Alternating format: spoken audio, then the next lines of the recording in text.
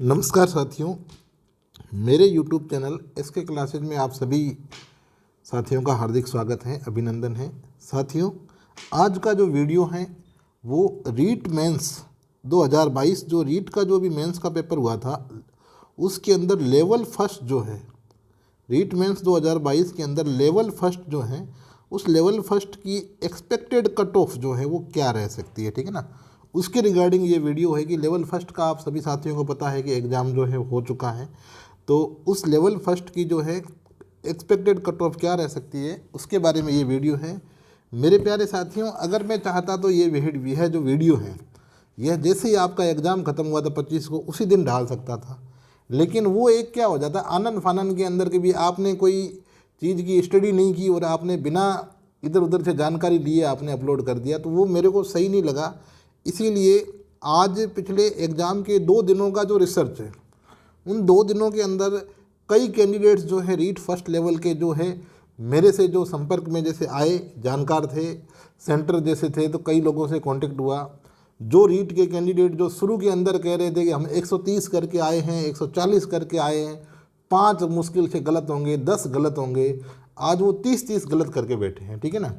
तो my dear students, exam दे करके अपन आते हैं तो उस समय की स्थिति और बाद में जब अपन आंसर मैच करते हैं तो उस समय की स्थिति में बहुत फ़र्क होता है, और कम से कम 7-8 क्वेश्चन जो होते हैं ऐसे गलत हो जाते हैं जो अपन सोच नहीं सकते कि अरे यार ये कैसे गलत हो गया, ठीक है ना। तो ये वीडियो 2 दिन जो मैंने 2 दिन बाद में बनाने का मतलब उसका मेरा पर्पज़ यही था कि 2 दिनों के अंदर मैंने पूरी एक जो रिसर्च होती है एक कट ऑफ के ऊपर, वो रिसर्च करने के बाद में मैंने यह वीडियो बनाया है। तो मैंने जो ये रिसर्च की, जो ये वीडियो आज बना रहा हूँ एक्सपेक्टेड कट ऑफ का, इसका जो बेस है वो क्या है। एक तो अपन बात करेंगे पेपर लेवल के ऊपर, दूसरा नंबर ऑफ़ वैकेंसीज कितनी है, तीसरा स्टूडेंट्स जो तैयारी कर रहे हैं उनकी तैयारी किस लेवल की थी, नेक्स्ट है एग्ज़ाम सेंटर डिस्टेंस, उसके बाद एग्ज़ाम फोबिया जो परीक्षा का डर होता है कैंडिडेट्स के अंदर, वो भी कहीं ना कहीं 2-4 क्वेश्चन का खेल करता है, और सबसे इम्पोर्टेंट है एग्जामिनेशन हॉल के अंदर स्टूडेंट की मन स्थिति, ठीक है ना। ये सारी चीज़ों को लेकर के जो है मैंने वीडियो बनाया है। तो देखो, सबसे पहले मेरे प्यारे साथियों, मैं आप लोगों को बताना चाहता हूँ, कुछ लोग कह रहे हैं कि पेपर बिल्कुल आसान है, ठीक है ना, कुछ मतलब ऐसे सुनने में आ रहा है कि बिल्कुल आसान पेपर है। तो मैं आपको बता दूं कि भाई ठीक है कि अपन आसान नहीं कह सकते हैं, सिर्फ जीके का पेपर जो है वो ठीक है, क्या है, ठीक ठाक है, उसको अपन टफ नहीं कह सकते, लेकिन इसका मतलब ये भी नहीं है कि वो आसान नहीं है, ठीक है ना। जीके का पेपर जो है वो ठीक ठाक में है, बाकी जो जीके के अलावा जो पोर्शन था, आईसीटी था, साइंस था, वो एक स्टैंडर्ड कह सकते हैं, एक लेवल का कह सकते हैं, ठीक है ना, स्टैंडर्ड थे क्वेश्चन, ठीक है ना। तो सिर्फ जीके के बेस पर अपन, जीके का भी पेपर बिल्कुल ईजी नहीं है, मैं अपन कह सकते हैं मीडियम है, तो जीके के बेस पर अपन ये कह दें कि कट ऑफ इतनी चली जाएगी, इतनी चली जाएगी, ये तो देखो गंवारा है नहीं। उसके बाद नंबर ऑफ़ वैकेंसीज, पिछली बार की तुलना में वैकेंसीज जो हैं वो भी ठीक ठाक में है, ठीक है ना, वैकेंसीज की जो संख्या है वो पिछली बार की तुलना में अच्छी है। उसके बाद स्टूडेंट की प्रिपरेशन, जो पिछली बार के जो धुरंधर थे वो सारे निकल गए, तो अब जो है उस बार के जो बचे हुए कैंडिडेट होंगे या जो नए कैंडिडेट होंगे, तो उनको अपन ये नहीं कह सकते कि पिछली बार वालों को तो देखो 4 साल का समय मिल गया था, ठीक है ना, तो इस बार फर्स्ट लेवल वालों को इतना टाइम नहीं मिला है क्योंकि पहले वालों को दे दी थी नियुक्ति। उसके बाद अपन अगर ये देखें तो इसके अंदर स्टूडेंट की जो प्रिपरेशन है वो मुश्किल से 4 महीने की जो है एक अच्छी प्रिपरेशन हुई है, वो हुई है। और रीट वाले जो है 12th वाले सीधे आते हैं एसटीसी करके, तो उनको इन सारी सब्जेक्ट के अंदर बैलेंस बिठाना, अगर कोई बीएड वाला होता तो अपन बात करते, सारी सब्जेक्ट के बीच बैलेंस बिठाना थोड़ा मुश्किल होता है। फिर एग्ज़ाम सेंटर जो है वो बहुत दूर दूर दे रखे थे, ठीक है ना, तो ये भी एक फैक्टर है। 2 से 3 या ये समझ लो कि 3 से 5 क्वेश्चन जो है इस वजह से भी थोड़ा क्या होता है, डिस्टर्ब होते हैं, ठीक है ना। अगर वही कैंडिडेट की अगर एग्ज़ाम सेंटर अगर उसी डिस्ट्रिक्ट के अंदर आ जाए तो कई सारी चीज़ें अपने को देखने को मिलती है, ठीक है ना, तो ये भी मैटर करता है। फिर एग्ज़ाम फोबिया, एग्ज़ाम के प्रति परीक्षा का जो कैंडिडेट का डर होता है, उस डर की वजह से भी 4 से 5 क्वेश्चन जो होते हैं वो कैंडिडेट आते हुए भी क्या कर देता है, गलत कर देता है, गोला भरने में कर देता है, पढ़ने में कर देता है, कई सारी चीज़ें होती है। और एग्जामिनेशन हॉल में स्टूडेंट की मन स्थिति, इसकी वजह से भी ये वाला जो नुकसान है ये इन दोनों की वजह से जो है कैंडिडेट को देखने को मिलता है। तो मेरे प्यारे साथियों, जो मैंने ये जो वीडियो बनाया है, इस वीडियो के अंदर जिन चीज़ों को मैंने शामिल किया है, एक तो पेपर का लेवल मैंने बता दिया कि जीके का पेपर ठीक ठाक था, बाकी वाला लेवल अच्छा था। नंबर ऑफ वैकेंसी की संख्या पिछली बार की तुलना में ठीक है, और स्टूडेंट की प्रिपरेशन 4 से 5 महीने की फ्रेश प्रिपरेशन जो है वो हुई है। Examination centre distance, other district के अंदर दूर दूर सेंटर देना, ठीक है ना, उसका भी कहीं ना कहीं 2 से 4 क्वेश्चन का क्या होता है, नुकसान होता है। एग्ज़ाम फोबिया और एग्जामिनेशन हॉल में स्टूडेंट की मन स्थिति, कई स्टूडेंट्स को हम देखते हैं परीक्षा से पहले घबरा जाते हैं, डर हो जाता है, तनाव हो जाता है, हाइपर हो जाते हैं, और परीक्षा के अंदर आते हुए क्वेश्चन जो होते हैं वो भी क्या कर देते हैं, गलत कर देते हैं। या जल्दबाजी के अंदर उधर तो आपने टिक लगा रखा था बी और उधर भर दिया सी। यहाँ जैसे 53 का आपने बी लगा रखा था, 53 का सी लगा रखा था, तो आपने क्या कर दिया, बी वाले की जगह सी भर दिया, सी वाले की जगह बी भर दिया। तो ऐसे भी 4-5 क्वेश्चन जो होते हैं वो गलत हो जाते हैं। तो अब ये सारी चीज़ें हैं जो मैंने कट ऑफ को लेकर के बेसिस बनाया। अब बात करते हैं कट ऑफ को लेकर।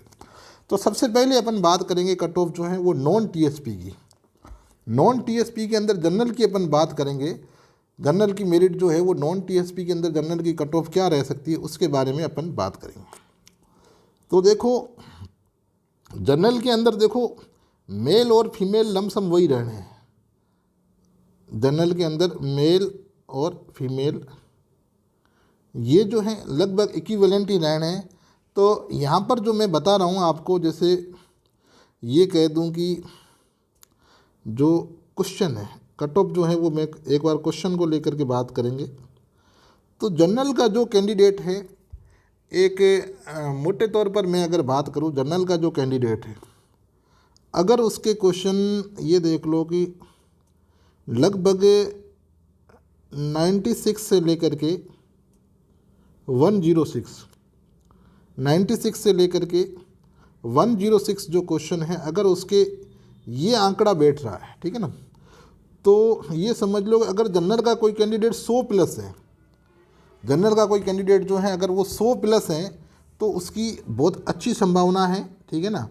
तो आप ये देख लो कि मतलब जनरल का जो एक कैंडिडेट है उसके जो मार्क्स हैं 96 क्वेश्चन के हिसाब से और 106 क्वेश्चन के हिसाब से, आप एक अप्रोक्सीमेट आइडिया जो है वो आप लोग लगा सकते हो कि देखो, ये मैं आपको बता दूं कि किसी भी मतलब जैसे 96 तक जो है रह सकती है, लेकिन एक बात और बता दूं, 90 से नीचे जाने की संभावना बहुत कम रहेगी।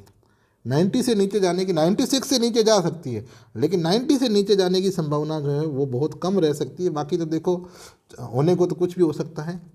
और 106 से ऊपर जाने की पॉसिबिलिटी बहुत कम है। अगर फिर भी अगर अपने आप को श्योर करना चाहते हो, तो मैं ये कह रहा हूँ कि वैसे तो आप लोग इतने पे श्योर हो, 106 क्वेश्चन जिसके हैं वो 100% मान ले। उसके बाद भी अगर आप लोग सोच रहे हो कि मुझे और श्योर होना है, तो 110 वाला तो जो है उसको तो जनरल वाले को कोई भी माइकल लाल हिला नहीं सकता, ठीक है ना। वैसे मैं प्यारे साथियों आपको बता दूं कि 96 वाला जो है वो एक अच्छी रेस के अंदर है। कुछ लोगों के नंबर आएंगे, लेकिन कट ऑफ जो है वो कुछ लोग टॉपर्स डिसाइड नहीं करते, कट ऑफ जो लास्ट वाले लोग होते हैं वो डिसाइड करते हैं। तो 96 से 106 के आसपास जो है ये रह सकता है, एक बैलेंसिंग अप्रोच के साथ में। मतलब क्वेश्चन जो है इतने, और जो नंबर की बात करूं मैं आपको, तो नंबर जैसे मैंने बता दिए कि जनरल का जो कैंडिडेट है वो आपके लमसम 195 से 205, 195 से 205 जिसके हैं, इस आंकड़े के अंदर कोई जनरल का कैंडिडेट अगर आ रहा है 195 से 205 के बीच में, तो वो अपने आप को लगभग श्योर मान ले, ठीक है ना। अब बात करें ओबीसी की। ओबीसी और जनरल में ज़्यादा उतना गैप नहीं रहना है, फिर भी मैं आप लोगों को बता दूं, ओबीसी के जो कैंडिडेट्स हैं उसके अंदर देखो, मेल और फीमेल की तो सेम ही रहनी है, मेल और फीमेल की तो सेम ही रहनी है। ओबीसी के अंदर आप लोग देख लो कि लगभग एक तो अप्रोक्सीमेट जो क्वेश्चन का आइडिया है वो आप लोग देख लो कि 94 से 104, 94 से 104 जो है वो ओबीसी कैंडिडेट का जो क्वेश्चन का मामला है वो ये रहेगा, ठीक है ना। लमसम है 94 से 104 के बीच में, इतने क्वेश्चन जिसके सही हो रहे हैं वो ओबीसी वाला मतलब अपने आप को लगभग जो है श्योर मान ले। ये क्या है, ये क्वेश्चन है, ये नंबर नहीं है, ये क्या है, क्वेश्चन है, ठीक है ना। तो अब आप जो है इसको 2 से मल्टीप्लाई करोगे तो आपके ये सारा जो आंकड़ा है वो आ जाएगा। फिर भी मैं अगर आप लोग एक इस हिसाब से देखना चाहते हो तो मैं आपको एक मोटा आइडिया दे देता हूँ। 190 से 200 के बीच में ओबीसी वाले जो 190 से 200 के बीच में हैं वो लगभग 100% उनकी सिलेक्शन की संभावना है, अगर किसी प्रकार का मैनिपुलेशन नहीं हुआ है तो। अब बात करें एससी की। एससी वाले देखो, एक जो है अभी देखो मैं कट ऑफ जो बता रहा हूँ उनमें ज़्यादा गैप नहीं रख रहा हूँ, ठीक है ना। तो मैं एससी वालों को बता दूँ, एससी जैसे मेल और फीमेल, तो मैं आप लोगों को एक मोटे तौर पर आइडिया दे दूँ कि एससी के जो मेल हैं, मेल और फीमेल, इनकी कट ऑफ सेम ही रहनी है। तो एक ब्रॉड लेवल पे मैं अगर कहना चाहूँ आपको तो 85 से 95, 85 से 95, 85 वाला जो है वो बिल्कुल रेस के अंदर है, उसके सिलेक्शन होने की पूरी संभावना है। लेकिन 95 जिसके हो रहे हैं वो 100% उसका सिलेक्शन होना है। 85 वाला रेस के अंदर है, उसकी संभावना। और मैं आपको एक ये भी बता दूं, कोई ज़रूरी नहीं 85 जो है इसमें 80 भी आ सकता है, 80 वाले का भी सिलेक्शन हो सकता है, यहाँ तक कि 78 तक भी हो सकता है। लेकिन एक ये मोटे तौर पर आइडिया है 85 से 95 के बीच में जो एससी वाले कैंडिडेट्स हैं, अगर कोई फीमेल है, अगर उसके 85 क्वेश्चन सही हो रहे हैं एससी के अंदर तो वो अपने को 100% सिक्योर माने। अब बात करें एसटी की, तो एसटी की जो है मैं आप लोगों को बता दूं, एसटी के जो हैं वो लमसम जो मतलब ये मेल और फीमेल के बारे में जो एसटी के साथी हैं तो उनमें देखो 83 से 93 के बीच में, मतलब ये 83 जो हैं, ये 83 वाले जो हैं एक बहुत अच्छी रेस के अंदर हैं, और 93 वाले हैं ये अपने को लगभग 100% सिक्योर मान के चले, ठीक है ना। इससे कम भी रहेगी, ऐसा कुछ भी नहीं है कि 83 से नीचे नहीं जाएगी, 75 तक भी आ सकती है, ऐसा कुछ भी नहीं है, ठीक है ना। लेकिन यह एक अनुमान है, जिन साथियों के 75 तक सही हो रहे वो भी रेस के अंदर है, ठीक है ना। हाँ, लेकिन जिनके सिर्फ 60 ही सही हो रहे वो रेस के अंदर नहीं है, ठीक है ना। उनको दोबारा से वापस जो है अच्छे से खुद को तैयार करना है और मेहनत करनी है, ठीक है ना। अब बात करें ईडब्ल्यूएस की, तो ईडब्ल्यूएस वाले जो कैंडिडेट्स है इनकी जो कट ऑफ है एक अप्रोक्सीमेटली आप देख लो 87 से 97 के बीच में, 87 से 97 के बीच में ये जो है ये क्या है, क्वेश्चन है, ठीक है, नंबर नहीं है, ये क्वेश्चन है, ठीक है ना। अब बात करें एमबीसी की, तो जो एमबीसी की जो कट ऑफ है, एमबीसी की आप लोग देख लो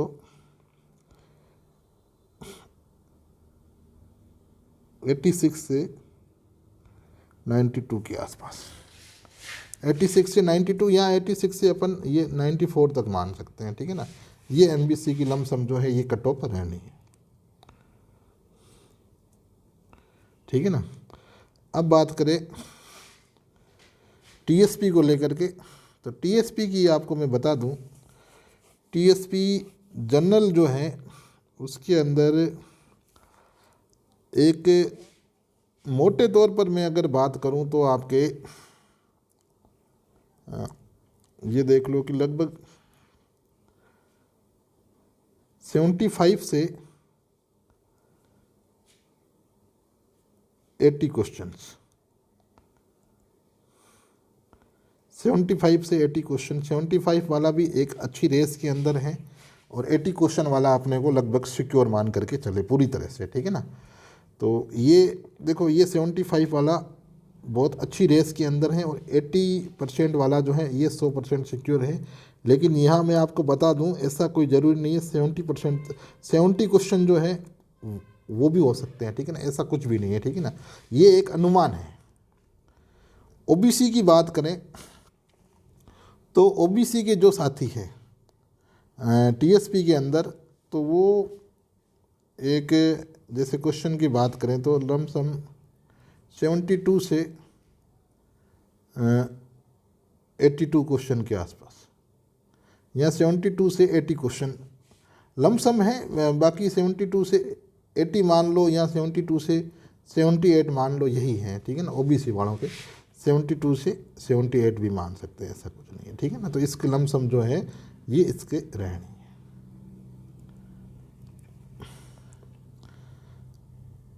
एससी वाले जो हैं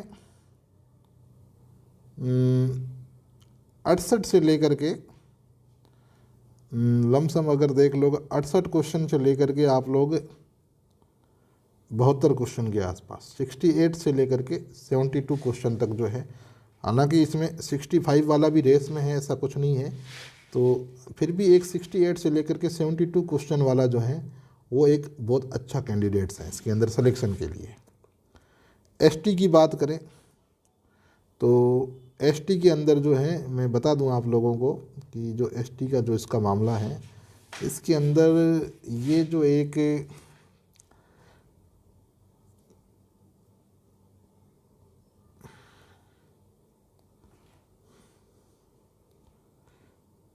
सिक्सटी सिक्स से लेकर के 70 क्वेश्चन के आसपास, 70 क्वेश्चन से आसपास जो है ये एक संभावना जो है वो बनती है। तो देखो ये जो कट ऑफ का आइडिया है, मैंने ये जो लेवल मतलब किन किन बेस के ऊपर जो है ये मैंने आप लोगों के लिए बनाया है, ठीक है ना। तो ये एक देखो अनुमान है, ठीक है ना, एक आइडिया है, और इसमें जो मैक्सिमम लिमिट जो मैंने दे रखी है क्वेश्चन की, वो अगर आप लोग क्रॉस कर रहे हो तो आप लोग बहुत बेहतर स्थिति के अंदर हो, सिलेक्शन के पूरे उम्मीदवार हो। और अगर आप इसकी जो एक जो लोअर लिमिट जो मैंने आगे वाली तय की, अगर वहाँ पर भी हो तो भी आपका स्कोर अच्छा है। लेकिन आप लोगों को देखो एक काम करना पड़ेगा, ठीक है ना। ये एक अनुमान मैंने बता दिया। एक आप लोगों से मेरा निवेदन रहेगा, सलाह रहेगी, या आप छोटे भाई हैं फिर भी मैं आप लोगों से अपील कर रहा हूँ कि देखो परीक्षाएं जो हैं वो तो देखो आनी है जानी है, ठीक है ना। आप लोगों ने मेहनत की है पूरी, इतना मुझे विश्वास है। कभी कभार क्या होता है जीवन के अंदर, हमें कुछ बड़ा लिखा हुआ होता है हमारी लाइफ के अंदर, हमारे जीवन के अंदर कुछ बड़ा होने वाला होता है। ईश्वर चाहता है कि हम एक बड़े पद पर जाएं, तो किन्हीं कारणवश मतलब क्या है कि ये रिजल्ट जो है आपके पक्ष में नहीं आ पाता है। जैसे कि क्वेश्चन, जैसे 10 क्वेश्चन डिलीट हो गए, 10 में से 7 क्वेश्चन ऐसे डिलीट हो गए जो आपके सही थे। तो टेक्निकली मतलब 7 क्वेश्चन अपने आप के अंदर बहुत मायना रखता है, ठीक है ना। कट ऑफ इधर से उधर हो जाती हैं, तो आप लोग बाय द वे 1 नंबर से 2 नंबर से अगर आउट होते हो तो भी टेंशन लेने की ज़रूरत नहीं है। ज़िंदगी में हमेशा ज़िंदगी उसी के साथ फैलती है जो सबसे बड़ा खिलाड़ी होता है, ठीक है ना। आप लोगों का हमारा काम क्या है कि ईमानदारी से मेहनत करके पेपर देना, बाकी आपके लिए जो बेस्ट होगा वो ईश्वर आपको देगा। अपनी मेहनत में विश्वास रखिए, अपने कर्म में विश्वास रखिए, आपकी मेहनत का जो फल है वो आप लोगों को ज़रूर मिलेगा, ठीक है ना। अब आप लोगों से एक छोटी सी अपील है मेरी कि जो ये मेरा चैनल है ये कंपटीशन एग्ज़ाम को लेकर के समर्पित है, तो आप लोग इस चैनल को ज़रूर सब्सक्राइब कर लें, लाइक कर लें, शेयर कर लें। उसका कारण क्या है कि रीट के रिगार्डिंग जो आपकी ये रीट परीक्षा हुई है, इस रीट के रिगार्डिंग न्यूज़पेपर के अंदर जो भी न्यूज़ आएगी, चाहे इसकी आंसर की को लेकर के कि इसकी आंसर की कब आ रही है, फिर आंसर की के बाद उस आंसर की के ऊपर अपन ऑब्जेक्शन कैसे लगा सकते हैं उसके बारे में, फिर आपके रिजल्ट जैसे आने की जो न्यूज़ होती है वो रिजल्ट आने की क्या संभावनाएं रहेगी, उसके साथ में आप लोगों को जैसे पोस्टिंग होती है तो पोस्टिंग की क्या प्रोसेस रहती है, कैसे आप लोगों की काउंसलिंग होती है, काउंसलिंग के अंदर आप लोगों के कौन कौन से जो डॉक्यूमेंट्स होते हैं वो चाहिए होते हैं, ये सारी चीज़ें जो हैं आप लोगों को इस चैनल पर मिलती रहेगी। तो ये चैनल आपका ऐसा है कि आप लोगों के ज्वाइनिंग से लेकर के आपके ज्वाइनिंग से पहले से लेकर के आप लोगों की ज्वाइनिंग होने के बाद तक भी आप लोगों के साथ में चलेगा। एजुकेशनल अपडेट्स जो होती है उस चैनल पर मैं आप लोगों के लिए लाता रहूँगा। तो जो साथी नए हैं वो इस चैनल को ज़रूर सब्सक्राइब कर लें और इसके लिंक को भी अधिक से अधिक लोगों तक शेयर कर दें। और आप लोगों का पेपर हो गया है, थोड़ा सा रिलैक्स करें, फिर आगे की तैयारी करते रहें जब तक आपका फाइनल रिजल्ट आकर के सिलेक्शन नहीं हो जाता है, ठीक है ना।